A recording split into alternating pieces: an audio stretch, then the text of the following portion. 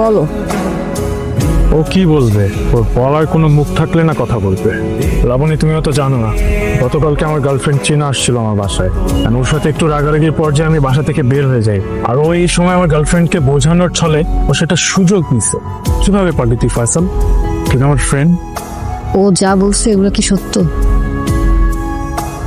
আমি সব জানি, জেনে যাওয়ার পরে তোমার মুখের উপর মিথ্যা বললা। দোস্ত, আই এম রিয়েলি সরি দোস্ত। সিয়াম আসলে আমাদের কিছু পার্সোনাল ছবি নিয়ে আমাকে ব্ল্যাকমেল করে ফয়সাল ভাইয়ের রুমে পাঠিয়েছিল। বিশ্বাস কর, ফয়সাল ভাইয়ের সাথে আমার কিচ্ছু হয় নাই। কিন্তু সিয়াম এখন কেন করবে? সিয়াম আসলে তোকে পছন্দ করে, আমাকে অনেকবার বলেছিল এই কথা। কিন্তু তুই তো জানিস আমি ওকে কত ভালোবাসি, এই জন্য কখনো ওকে ছাড়তে পারিনি। কিন্তু ফয়সাল ভাইয়ের ভালোবাসার কাছে আমার ভালোবাসা কিছুই না। তুই কি হয়ে জানিস ফয়সাল এত ভালোবাসে? ফয়সাল ভাইয়া সেদিন আমাকে তার বেডে দেখার পর একদম পাগলের মতো